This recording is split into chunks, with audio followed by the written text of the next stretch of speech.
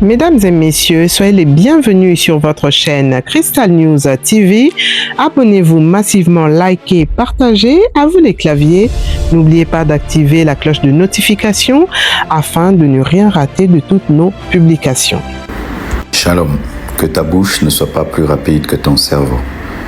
Que ta bouche ne détruise pas ta vie. Que ta bouche ne t'amène pas des combats et des luttes que tu ne peux vaincre. Sois toujours sous l'emprise de l'esprit et avant toute chose, réfléchis. Soyez bénis. Amen. Je me souviens quand il fallait que j'épouse Blanche. Vous voyez déjà, elle a des enfants, mais vous voyez comment elle est canon. Mais maintenant, quand elle était sans enfants, vous imaginez comment elle était. Nous avons là l'illustration d'un psychopathe, proprement dit, un homme qui est toujours présenté comme une personne dotée d'un intellect supérieur à la moyenne, une personne qui se croit supérieure au-dessus des lois, une personne qui se croit invincible, une personne manipulatrice, une personne qui n'hésite pas à se servir de son entourage pour ses propres intérêts.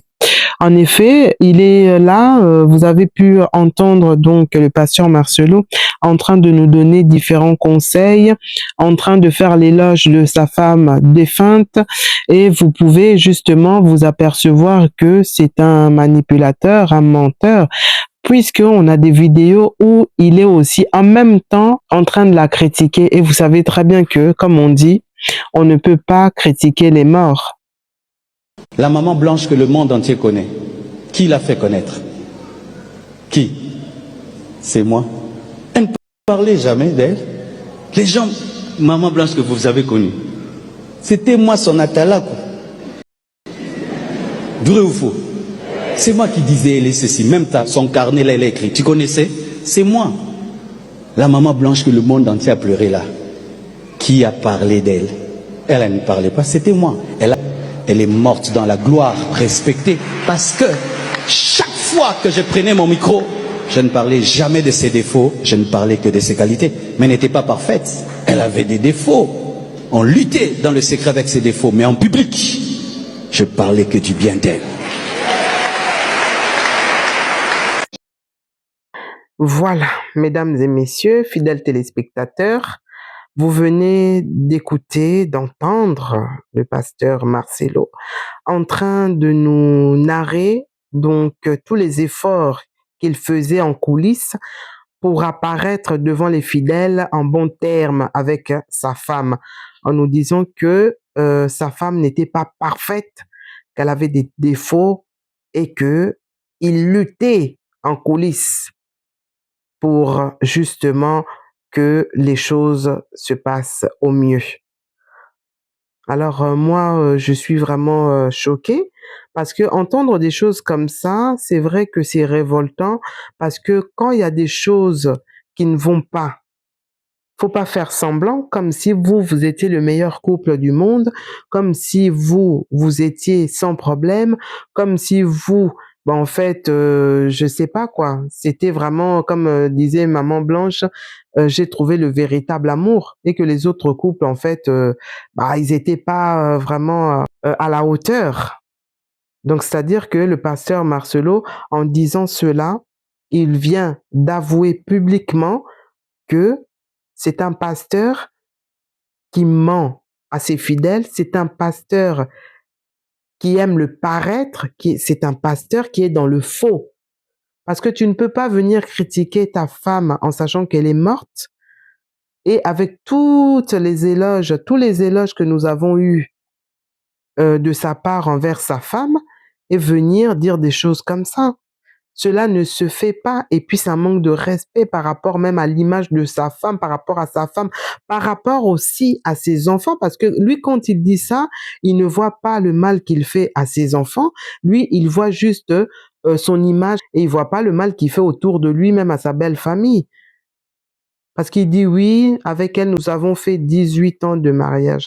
Mais 18 ans de mariage, balayer ça en un claquement de doigts, c'est quand même incroyable. Jamais on n'aurait cru que ces choses pourraient sortir de sa bouche. Comme on dit, qui vivra verra. Donc pour les personnes qui sont là en train d'idolâtrer leur pasteur, d'idolâtrer peut-être des gens, des proches, hein, comme on ne sait pas comment ils sont chez eux, quelles sont les difficultés qu'ils traversent, comment est-ce qu'ils surmontent les choses, il faut essayer de se contenter de ce que l'on a et éviter de vouloir être comme l'autre.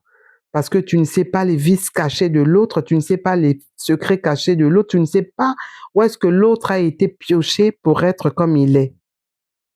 Donc, soyons prudents. Tous ces hommes de Dieu-là, qui sont en train d'exposer leurs femmes, qui sont en train d'exposer leur vie, au lieu de prêcher la parole, au lieu de prêcher les œuvres de Dieu, au lieu de prêcher la Bible, bah maintenant, eux, ils prêchent leur vie. Voilà, ils sont comme au théâtre et ils sont là, ils se mettent en avant, ils essayent de donner une image d'eux pour que les gens puissent les idolâtrer, pour que les gens puissent essayer de leur ressembler, pour que les gens puissent les apprécier, les aimer, alors qu'en réalité, ils ne sont pas comme ça.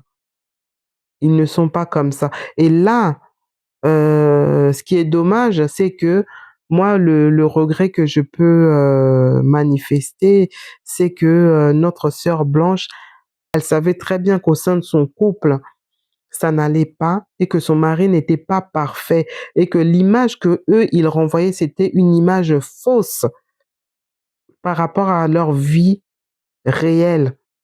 Mais elle laissait faire les choses. Elle a été tellement une femme soumise, tellement une femme docile. Et puis, avec les menaces apparemment du pasteur envers elle, elle se disait, qu'est-ce que les gens vont penser de moi si jamais ils savent que mon mari me traite autrement que ce qu'il dit, s'ils savent ce que je vis, toutes les adversités que je rencontre au sein de mon couple, qu'est-ce que les gens vont penser de moi, qu'est-ce que...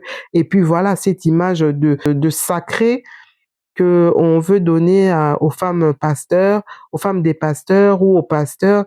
Donc, c'est ça aussi, quoi. C'est-à-dire, il y a un moment quand ça ne va pas, faut savoir dire stop. Parce que les conséquences maintenant, c'est que c'est ces enfants maintenant qui souffrent de cette situation. Parce que pasteur Marcelo apparemment n'était pas un homme tendre, gentil, attentionné, amoureux, à en perdre la tête comme il voulait nous le faire croire. Au contraire, à entendre les audios que sa femme a pu faire, c'est un homme qui était parfois violent, avec des mots très durs, qui avait un caractère difficile. Et elle faisait tout pour que les choses se passent au mieux à la maison, parce qu'elle voyait l'intérêt de ses enfants. Elle se disait, mon bonheur passe en second plan, mais je dois penser aux enfants et surtout aux petits derniers. Donc, par amour pour ses enfants, ben, je pense que c'est ce qui a fait que maintenant, elle n'est plus parmi nous. Mais ces enfants-là, ils sont restés en vie, mais avec une grande blessure. Que le Seigneur leur donne vraiment la paix, que le Seigneur vienne vraiment ressouder, recoudre cette blessure, c'est qu'ils puissent reprendre goût à la vie, parce que avec tout ce qu'ils traversent, c'est pas évident de voir aussi également leur papa refaire sa vie 1 an après le décès de leur mère, et puis entendre des paroles difficiles, des paroles crues, des paroles d'une violence inouïe de la part de leur père envers leur maman décédée. Et ces enfants ont besoin d'être suivis psychologiquement, parce que il y a des enfants qui peuvent aussi perdre pied, parce que c'est pas facile de perdre un parent, mais c'est pas facile aussi de vivre cette situation, notamment avec tout ce qu'on dit autour de leur papa. Parce que la vérité pour Blanche, c'est un mouvement qui touche le monde entier. Les gens ont besoin de savoir, les gens ont besoin de connaître. Que s'est-il réellement passé? Que s'est-il réellement passé? Qu'est-ce que le pasteur cache?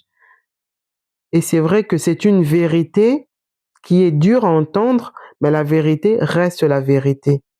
Et je pense que quand il passera devant le tribunal, en ce moment-là, les bouches vont commencer à se délier. En ce moment-là, les gens parleront, des témoins pourront se manifester et on aura d'autres vérités qui vont éclater. Et là, le monde ouvrira ses yeux et se rendra compte qu'on s'est fait berner depuis des années par un escroc, un menteur et par-dessus tout un manipulateur. Et il est jamais trop tard. Vaut mieux la fin d'une chose que son commencement. Mesdames et messieurs, fidèles téléspectateurs, merci pour votre fidélité, pour votre temps. Pour les personnes qui ne me connaissent pas, abonnez-vous massivement, likez, partagez. À vous les claviers, n'oubliez pas d'activer la cloche de notification afin de ne rien rater de toutes nos publications. Quant à moi, je vous dis bye bye.